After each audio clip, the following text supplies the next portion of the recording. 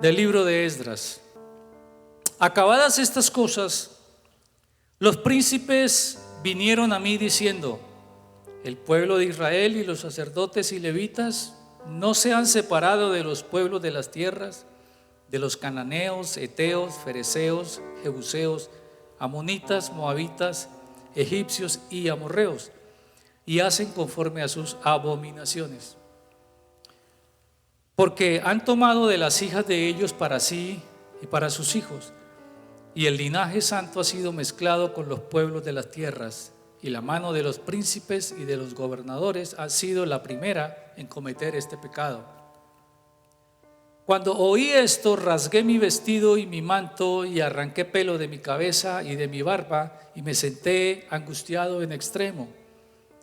Y se me juntaron todos los que temían las palabras del Dios de Israel a causa de la prevaricación de los del cautiverio, mas yo estuve muy angustiado hasta la hora del sacrificio de la tarde. Y a la hora del sacrificio de la tarde me levanté de mi aflicción, y habiendo rasgado mi vestido y mi manto, me postré de rodillas y extendí mis manos a Jehová mi Dios.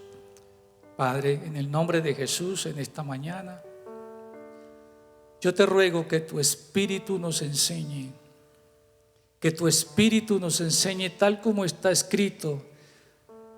Te haré entender y te enseñaré el camino que debes andar, porque sobre ti fijaré mis ojos. En base a esa promesa, yo te suplico que tú nos muestres el camino, que tú nos enseñes tu palabra, que tú nos muestres a Jesús a través de las Escrituras.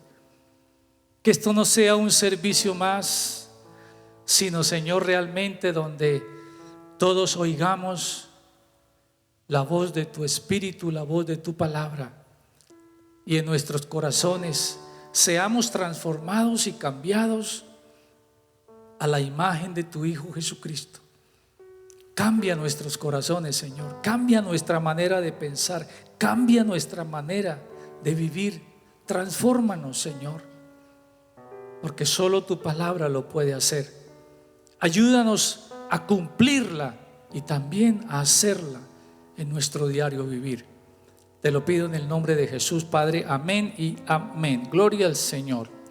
Bueno, de acuerdo a lo que hemos leído, dice que esto le aconteció a un hombre de Dios que se llamaba Esdras. ¿Quién era Esdras? Si usted mira en el capítulo 7 de ese mismo libro de Esdras, ahí nos dice quién era. Esdras, dice la Escritura en el verso 1, era hijo de Azarías, hijo de Seraías. Y luego comienza una línea generacional hasta llegar a Aarón. Entonces eso nos indica que Esdras pertenecía al linaje sacerdotal del pueblo de Israel, que descendía de Aarón. Era un sacerdote, también era un levita, porque descendía de la tribu de Leví. Y también la Escritura nos dice en el verso 12 que Esdras era escriba erudito.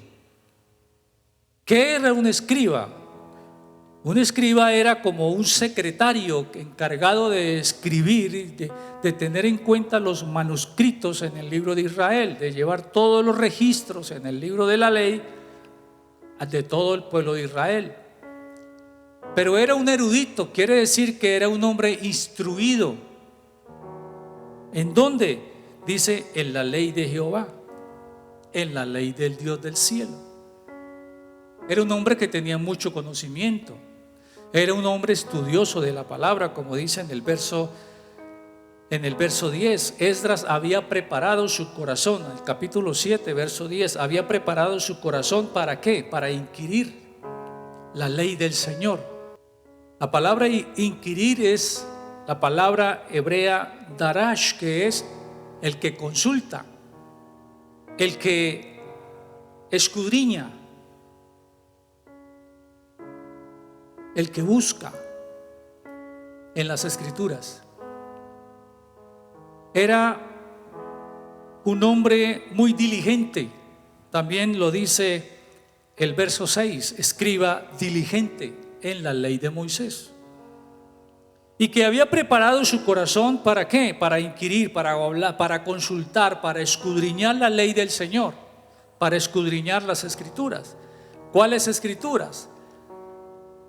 Las escrituras que en ese tiempo ellos tenían, que era el Tanaj, o en otras, la ley del Señor, que está refiriéndose a la Torá, que son los primeros 5 libros del Antiguo Testamento.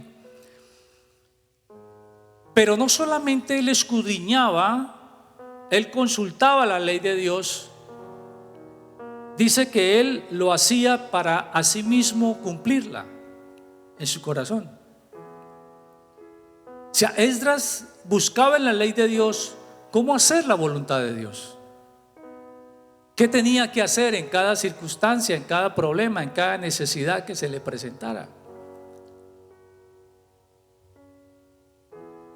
¿Qué tenía que hacer de acuerdo a las instrucciones que la Biblia, que en las Escrituras se encontraba? ¿Cómo tenía que hacer para vivir una vida de acuerdo a la voluntad de Dios? Entonces él estaba interesado en cumplirla a sí mismo, pero también en enseñarla al pueblo, los estatutos y los decretos del Señor. Eso dice el verso 10. Esdras había preparado su corazón para inquirir la ley de Jehová y para cumplirla y para enseñar en Israel sus estatutos y decretos de la ley del Señor. Entonces, aparte que era un hombre diligente y que estaba interesado en conocer más de Dios, en conocer más del Señor, también él sentía en su corazón la carga y la responsabilidad delante del pueblo de enseñar esas mismas leyes y estatutos que él aprendía. Entonces, por eso era un hombre instruido. Dice la Escritura en los capítulos que leímos, en capítulo 9, entonces que Esdras se encamina de Babilonia hacia Jerusalén, hacía muchos años atrás. El primer grupo de hombres bajo el liderazgo de Zorobabel, el primer año del reinado del rey Ciro, capítulo 1 de Esdras, habían regresado a Jerusalén con el único propósito de restaurar el templo de Jerusalén. Los capítulos siguientes fueron muy problemáticos. El pueblo paró la obra. 50 años después aparece Esdras queriendo ir a Jerusalén, ayudar en la restauración, ayudar en la reconstrucción. Y es cuando vemos en el capítulo 7, 8 y 9 el anhelo y el deseo de Esdras de ir a Jerusalén y ayudar a sus hermanos en la obra. Por eso ya en el capítulo 8 nos dice la Escritura que, verso 31, partimos del rey Ahaba y llegaron a Jerusalén el mes primero, salieron de allí y llegaron a Jerusalén el primer día del mes quinto del reinado de Artajerjes. Ellos salen el primer mes del 7º año del reinado de Artajerjes, como lo dice capítulo 7, verso 9, y llegaron el día primero, mes quinto del reinado del 7º año del reinado del rey Artajerjes. O sea, su viaje fue aproximadamente de 4 meses por caminos escabrosos, por desierto, por montañas, donde el viaje era supremamente peligroso, porque el capítulo 8, el verso 31 dice: y nos libró de la mano del enemigo y del acechador en el camino. Entonces el viaje no era fácil. Después de 4 meses ellos llegan y dice la Escritura que ellos descansaron 3 días.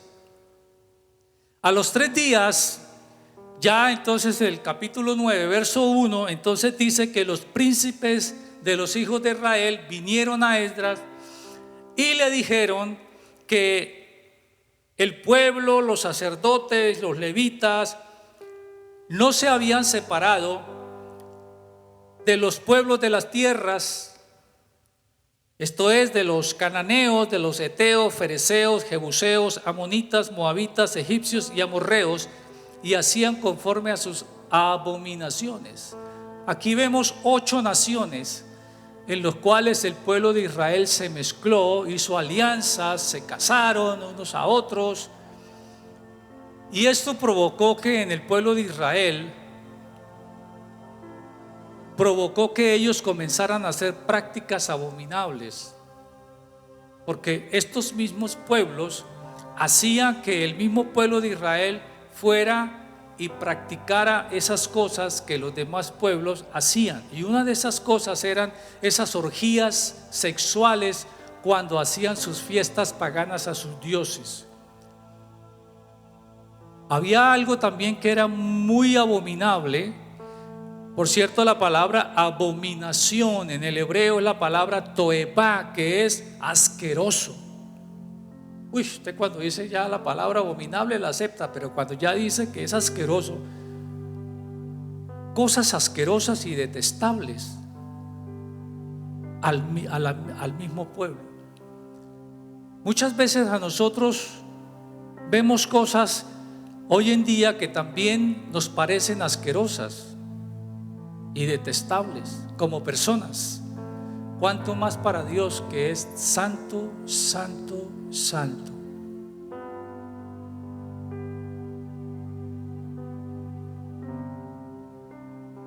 Entonces, aquí vemos que esas prácticas, una de esas prácticas abominables era el sacrificar a los niños vivos, echándolos al fuego en sacrificio a Moloc, un dios que tenían esos pueblos.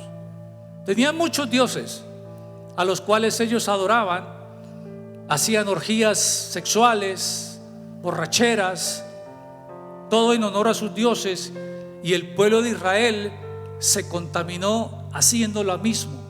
El pueblo de Israel también fue llevado a esas prácticas de quemar a sus hijos, de ofrecer a sus hijos en sacrificio vivos al rey Moloc. Esta situación al pueblo no debía cogerlos por sorpresa, porque ya estaba establecido en la escritura, en Deuteronomio capítulo 7. Si vamos a Deuteronomio capítulo 7, ya Dios había establecido leyes al pueblo para que no se juntara a esa clase de personas, a esa clase de pueblos, porque Dios da la razón por la cual Dios no quería eso. Capítulo 7, el verso del 1 al 5 dice: cuando Jehová tu Dios te haya introducido en la tierra de la cual entrarás para tomarla, y haya echado de delante de ti a muchas naciones, al heteo, al gergeseo, al amorreo, al cananeo, al fereceo, al heveo y al jebuseo, 7 naciones mayores y más poderosas que tú, y Jehová tu Dios las haya entregado delante de ti y las haya derrotado, las destruirás. No harás con ellas alianza, ni tendrás de ellas misericordia. No emparentarás con ellas, ni darás a tu hija a su hijo, ni tomarás a su hija para tu hijo. ¿Por qué? ¿Por qué Dios quería esto? Que no hubieran esos casamientos, que no hubieran esas bodas con esa clase de mezcla de pueblos paganos. Dice, ¿por qué? Porque ellos van a desviar a tu hijo de en pos de mí, y van a servir a esos dioses.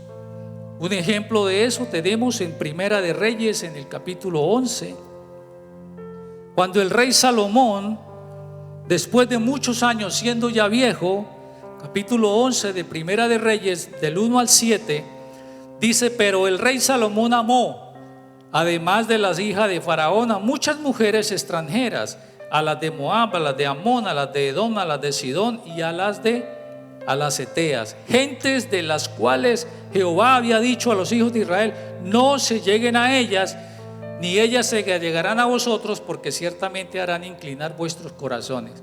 como efectivamente le pasó al rey Salomón. Después de viejo se enamoró de muchas mujeres. Y dice el verso 4 del capítulo 11 de Primera de Reyes: y cuando Salomón era ya viejo, sus mujeres inclinaron su corazón tras dioses ajenos, y su corazón no era perfecto con Jehová su Dios, y como el corazón de su padre David, porque Salomón siguió. Palabra seguir es como cuando usted, porque nosotros seguimos a Jesús, ¿cierto? ¿Qué significa seguir a Jesús? Queremos conocerle, queremos adorarle. Pero Salomón no adoró a Dios, sino siguió a Astoret, diosa de los sidonios, a Milcom, ídolo abominable de los amonitas. Verso 7: edificó Salomón lugar alto a Quemos, ídolo abominable, en el monte que está frente a Jerusalén, y a Moloc, ídolo abominable. Todos estos ídolos la Biblia los describe como abominables, o sea que eran asquerosos y detestables las prácticas que ellos hacían. Y por esa causa el pueblo de Israel fue llevado cautivo a Babilonia. 70 años estuvo allá cautivo. Después de esos 70 años, Dios los saca de Babilonia y los lleva nuevamente a Jerusalén, pero ellos continúan con esas prácticas, y eso es lo que le dice el capítulo 9. Ellos continuaban con esas prácticas. Ellos no se habían separado de las esposas extranjeras y que ellos les hacían llevar esa clase de pecado, esa clase de vida. Y esa la escritura nos amonesta hoy también, hermanos, cuando nos habla en segunda de Corintios, en el capítulo 6,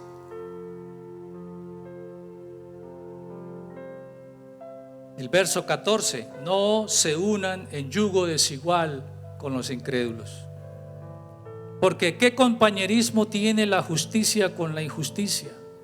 ¿Qué comunión la luz con las tinieblas? Es decir, Dios no quiere que el creyente se mezcle con gente que no cree en el Señor, con gente que es incrédula.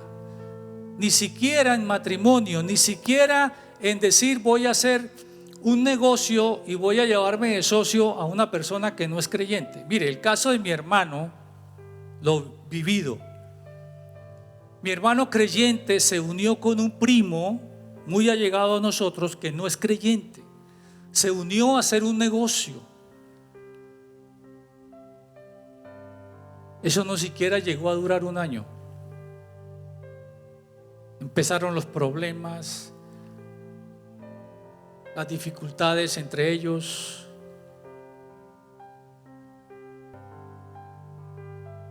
Porque cosas que mi hermano quería hacer, mi primo no las quería hacer. Y las cosas que quería hacer mi primo, mi hermano no. Y entonces ahí hubo una contienda hasta el punto de que se acabó el negocio. Porque no puede haber alianza entre las tinieblas y la luz. Una persona que no es creyente en Jesucristo, que no sigue a Cristo, es tinieblas, hermano. Yo una vez les dije a mis hijas: la persona, el novio que ustedes escojan o el esposo que ustedes escojan, puede haber sido graduado en Harvard, tener un posgrado, un PhD, tenido los mejores laureles, los mejores conocimientos, los mejores diplomas, pero si esa persona no tiene a Cristo, esa persona es tinieblas. Una persona que no es creyente en Jesucristo es tinieblas. Pero la iglesia, usted y yo somos luz. ¿Qué comunión puede haber ahí? Por eso Dios nos exhorta a no hacer alianzas con ellos, a no casarnos, jóvenes, a no casarse con ellos. ¿Por qué? Porque Dios da la instrucción. Porque ellos van a desviar el corazón hacia prácticas que no son bíblicas. Por eso hay que tener mucho cuidado, jóvenes. a la hora de escoger el novio o el esposo, oren a Dios, pidan la dirección de Dios. Señor, ¿es este? Yo les he compartido a los hermanos, yo tuve una novia y duré 11 años con ella. Los hermanos Sáenz la conocen. 11 años y no pasó nada, se acabó. No hubo ya con argolla lista, ya con estufa lista.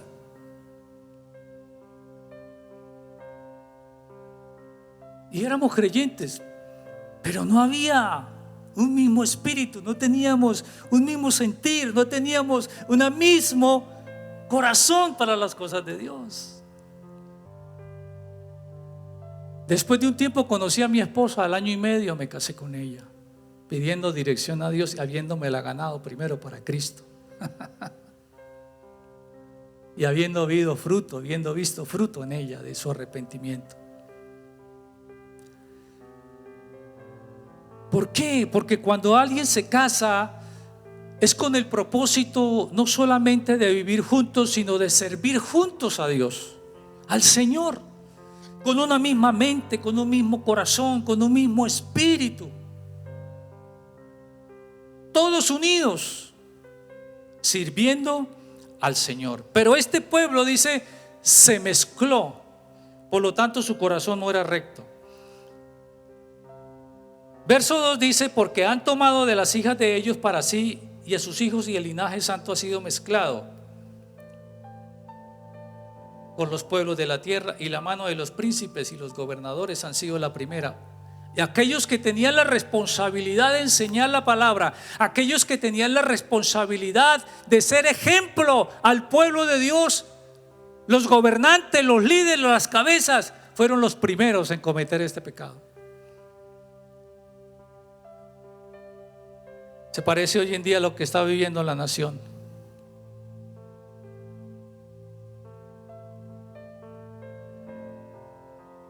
¿Qué se le puede exigir a un ciudadano? Que no robe cuando los dirigentes roban. ¿Cómo se le puede exigir a un ciudadano colombiano que no sea violento cuando los mismos dirigentes de nuestro país son violentos? Cuando las cabezas no dan ejemplo, no se les puede exigir al pueblo. El pueblo va a hacer lo mismo, porque ahí ven el ejemplo de esos gobernantes que no son honestos. Hoy está de normal la trampa. Hoy es normal el engaño.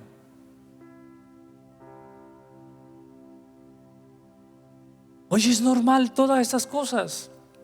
Y muchos cristianos corren tras eso pensando que está bien, y no está bien. Necesitamos conocer la Escritura para saber lo que está bien delante de Dios y lo que no está bien. Entonces dice el verso 3: cuando oí, rasgué mi vestido y mi manto, y arranqué pelo de mi cabeza y de mi barba, y me senté angustiado en extremo. Cuando Esdras escucha eso, dice: rasgo mi corazón. Eso de rasgar el corazón es para ellos sentir dolor. Es una expresión de dolor, de llanto,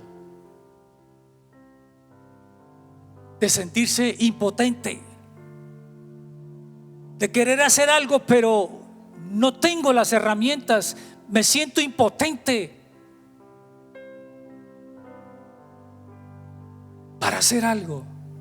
Entonces Esdras se sienta a llorar, a sentir duelo por todo lo que había escuchado de su pueblo, de cómo su pueblo se había apartado de Dios, y que a pesar de que Dios los había llevado por ese pecado anteriormente, ellos continuaban y seguían insistiendo en cometer el pecado por el cual un día habían sido llevados esclavos. Continuaban, eran persistentes, persistían en el pecado. No había en ellos convicción, arrepentimiento de ofender a Dios y decir: sí, volvámonos al Señor arrepentidos. En ellos no había eso. Pero en Esdras sí hubo ese corazón donde se sentó, dice, me senté. Es una figura cuando usted siente un dolor, cuando un familiar se enferma, cuando usted se siente impotente ante las circunstancias y usted lo único que hace es llorar y lamentarse, porque no hay respuesta, no hay esperanza, no hay una luz, todo es confusión,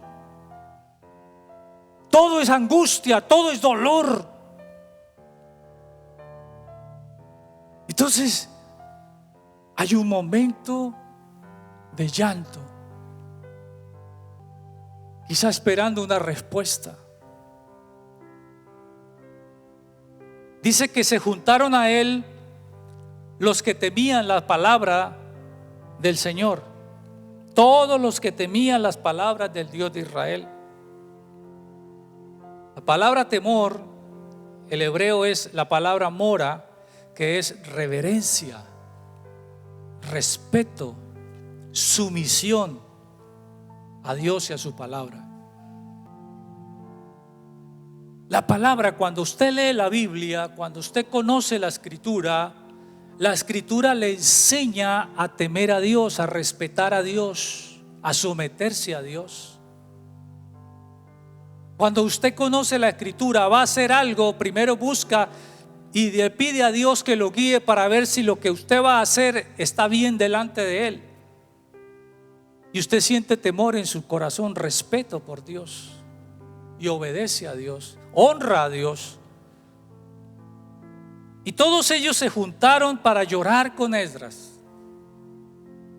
Había temor en el corazón de ellos y lloraban de ver cómo el pueblo iba tras los dioses, iba tras las prácticas abominables, asquerosas y detestables para Dios. Y se sentaron a llorar. Dice que estuvo muy angustiado. Lloraban a causa de la prevaricación. La prevaricación es la palabra hebrea ma'al, que es rebelión y traición. Ellos traicionaron el pacto de sus padres. Ellos se rebelaron contra el pacto de sus padres. Miren lo que dice Mateo, capítulo 26, verso 28. Jesucristo está con los discípulos en la cena, la última cena que iba a comer con ellos. Ya no iba a estar más con ellos, era su última reunión con ellos. Ya no los iba a ver después de ahí más, sino hasta después que resucitara. Y en el verso 28 Jesús levanta la copa y dice: esto es mi sangre del nuevo pacto, que por muchos es derramada. Si el pueblo de Israel no fue fiel al pacto antiguo, hoy usted y yo tenemos un nuevo pacto. Ese pacto es en la sangre de Jesús. Y usted ni yo podemos ser rebeldes a ese pacto, ni podemos ser infieles a ese pacto. Dios quiere que usted permanezca fiel a ese pacto.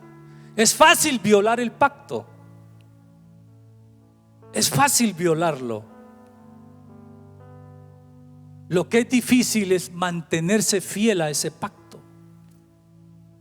Y ahí es donde necesitamos ser esforzados y valientes para permanecer fieles a ese pacto.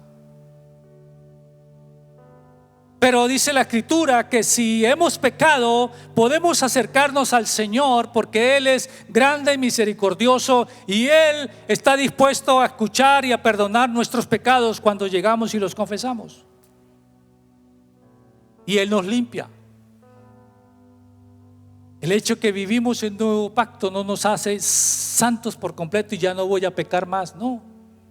Habrá momentos difíciles en que quizá pecamos, pero la escritura nos da esa gracia preciosa, esa gracia amplia del Señor. Nos permite correr ante su presencia y pedirle perdón por nuestra culpa, por lo que acabé de cometer. Me arrepiento y me aparto y sigo fiel a ese pacto, sigo caminando bajo ese pacto. Sigo honrando ese pacto. No traiciono ese pacto. Hoy vivimos bajo el pacto de su sangre. Esa sangre que nos lavó, que nos limpió, que nos dio perdón de pecados. Esa sangre que hizo que nuestros pecados fueran lanzados al fondo de la mar y Dios nunca más se acuerda de ellos.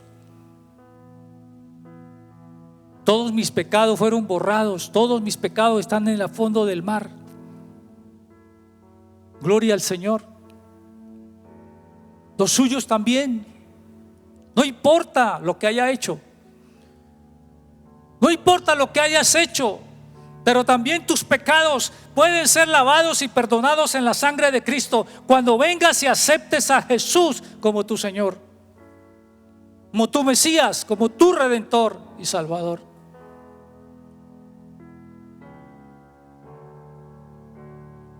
Prevaricación, rebelión y traición.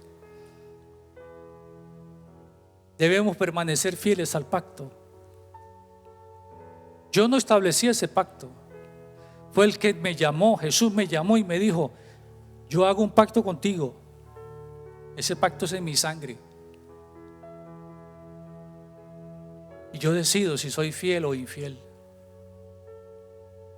Él me da la oportunidad de decidir. Él te da la oportunidad de decidir ser fiel o no, o traicionar ese pacto. Seamos fieles a ese pacto. Estuvo muy angustiado hasta la hora del sacrificio de la tarde. Pero luego en el verso 5 dice: y a la hora del sacrificio de la tarde me levanté. Él en las horas de la mañana, cuando le trajeron la noticia de que el pueblo estaba en pecado y que el pueblo hacía cosas abominables a Dios, él se sienta en las horas de la mañana y dice: me senté a llorar.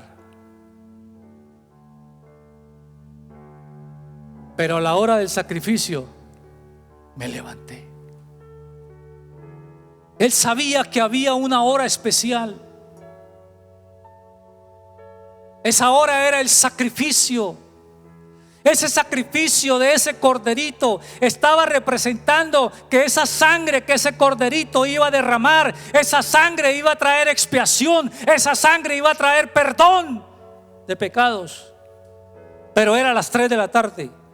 No era ni a las 12 ni a la 1, a las 3, porque Jesús murió a las 3 de la tarde. Este sacrificio de la tarde está simbolizando la cruz, donde Jesús, el Cordero Pascual, donde Jesús, el Cordero de Dios, fue y murió allí por nuestros pecados, por los tuyos y por los míos. Donde Esdras se levanta de su dolor, se levanta de su quebranto, se levanta de su angustia, porque sabe que a esa hora puede llegar y encontrar aliento, fortaleza, esperanza, vida en ese sacrificio. En el sacrificio de la tarde. Este mensaje se llama el sacrificio de la tarde. Jesús, el Cordero Pascual. Juan dijo: he aquí el Cordero de Dios que quita el pecado del mundo.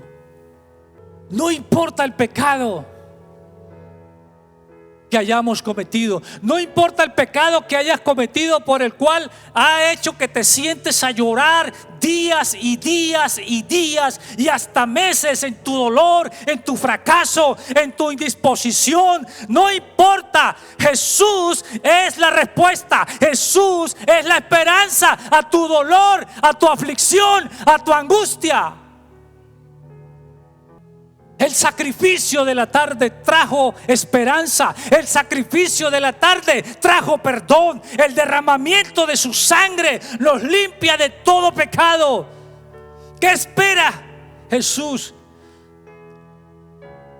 Que reconozcamos ese sacrificio y lo aceptemos. Hoy muchas personas hacen sacrificios pensando que de esa manera se acercan a Dios. Hacen promesas, caminan de rodillas cierta distancia, se golpean, se laceran, se inmolan, pensando que de esa manera se pueden acercar más fácilmente a Dios. Eso se le llama obras. Y la Biblia dice que no es por obras, sino por la gracia y por la fe.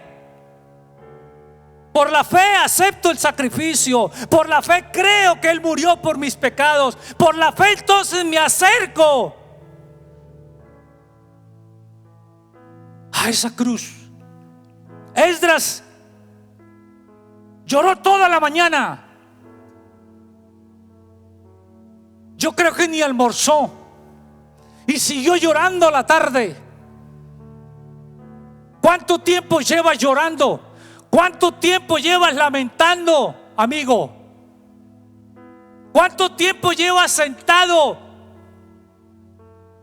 lamentando tu fracaso, lo que hiciste, lo que te hicieron, produciendo dolor, quebranto a su corazón, no solamente a ti, sino a muchas familias?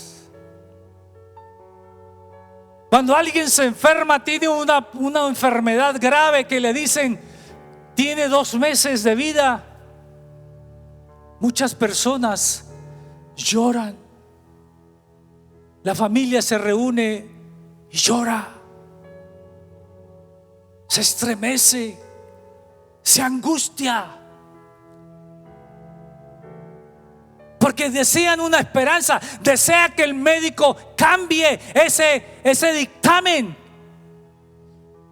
Quisiera que alguien le dijera algo diferente a lo que escucharon. Quisiera que alguien le diera una esperanza, una palabra de vida, una palabra de aliento, pero no la hay. Así le pasó a Esdras. Pero a la hora del sacrificio, él se levanta. No es posible que siga llorando. No es posible que siga en mi dolor. No es posible que siga en mi quebranto. No es posible que me siga lamentando.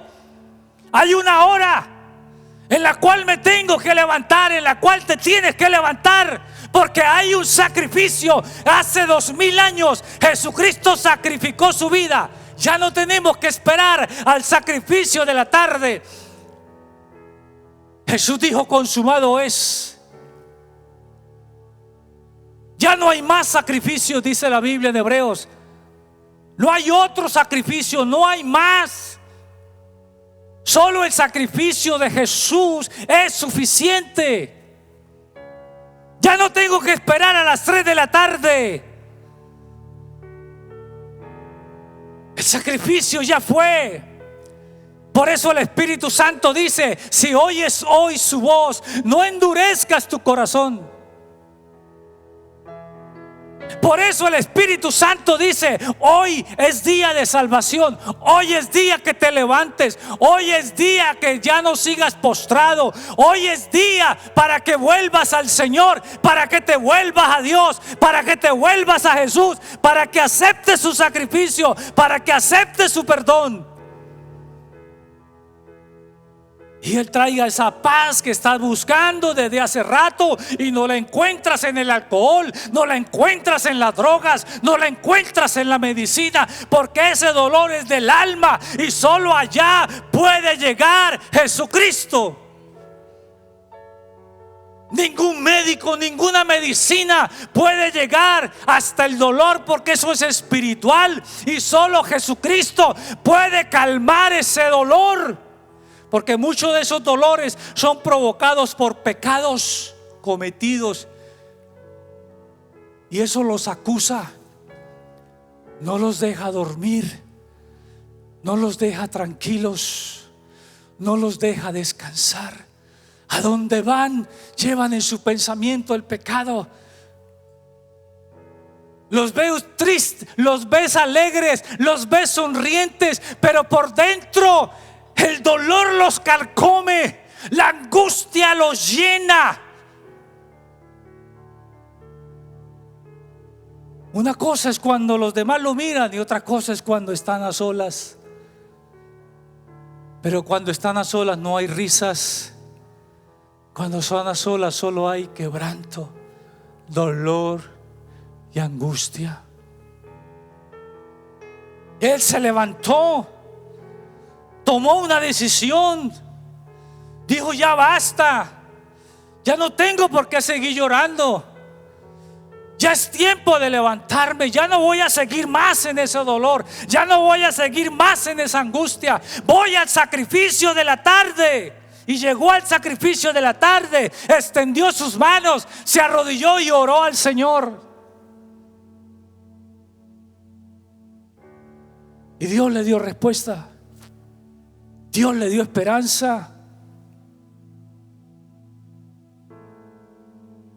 El sacrificio de la tarde, la sangre que ese animalito derramaba, estaba declarando que había perdón y expiación, libre de culpa, de pecados. Era ese momento especial, era ese único momento del sacrificio. Como lo dije, representa la cruz de hace más de 2000 años. Y ese era el momento oportuno para la oración y la confesión. Hermano, amigo, este es el momento oportuno para que te acerques a orar y a buscar del Señor y a pedir perdón por tus pecados, por tus culpas. Hoy es el momento oportuno. Amigo que me escuchas a través de la televisión, es el momento oportuno. No dejes para mañana, es hoy. Quizá no haya esperanza después que salgas de aquí. Quizás es la última oportunidad que Dios te da. Yo no lo sé, Dios lo sabe. Pero Dios te da oportunidad para que escuches que Jesús es la respuesta, que Jesús es el único que puede darte vida a tu dolor, a tu pecado. No importa lo que hayas cometido. No hay ningún pecado que la sangre de Jesús lo pueda quitar, no pueda limpiar y hacerte nueva criatura. El sacrificio de la tarde fue suficiente para que Esdras encontrara esperanza, para que Esdras encontrara vida. Hoy en día los hombres prefieren seguir en su dolor, prefieren seguir en su quebranto, en su aflicción, antes que ir a Dios o a Jesús a buscar en Él el consuelo. Prefieren seguir en su pecado, prefieren seguir en su vida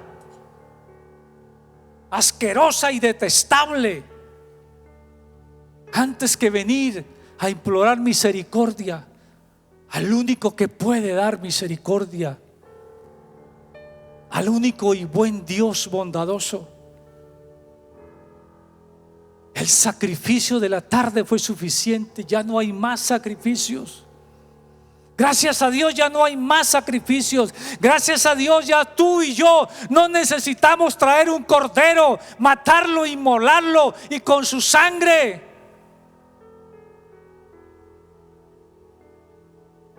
ser limpios. Ya hubo uno y suficiente. Ya no hay que hacer más sacrificios, pensando que de esa manera me acerco a Dios. Y Jesús dijo: yo soy el camino, la verdad y la vida. Nadie viene al Padre sino por mí. Muchos quieren ir a Dios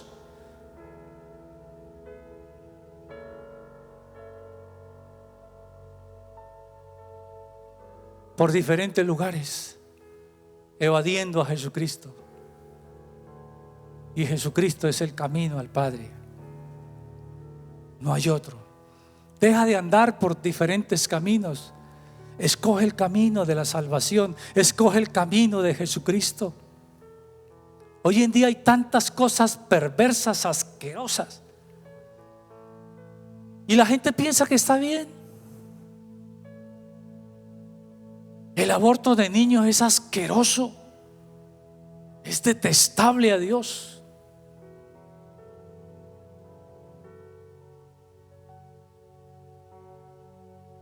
Hoy en día la unión del mismo sexo es normal, pero eso es apestable, eso es asqueroso, eso es abominable, eso es detestable. Si es detestable para usted y para mí, ¿cuánto más lo es para Dios, que Dios nos hizo varón y mujer?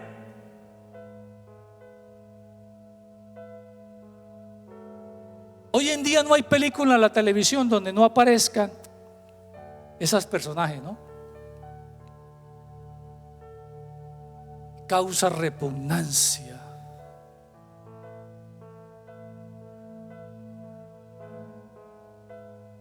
Asqueroso delante de Dios. Por eso la iglesia del Señor tiene que aprender a temer a Dios, a temer su palabra, a respetarla.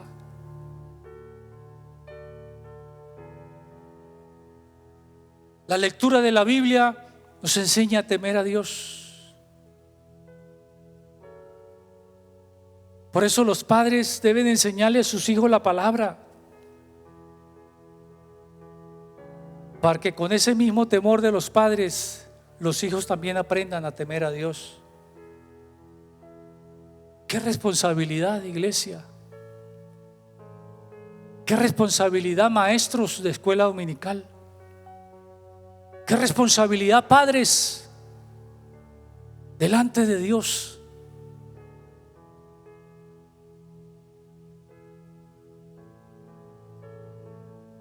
Pero la sangre de Jesucristo nos limpia de todo pecado. El sacrificio de la tarde trajo vida.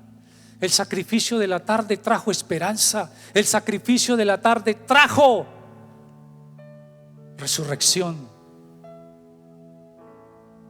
a nuestras vidas. Y Él os dio vida cuando estabais muertos en delitos y pecados.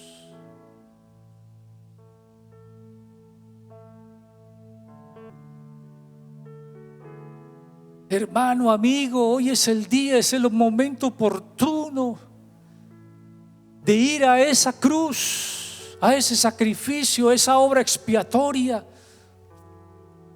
Como dijo el apóstol Pablo, predicamos a Jesucristo y a este crucificado,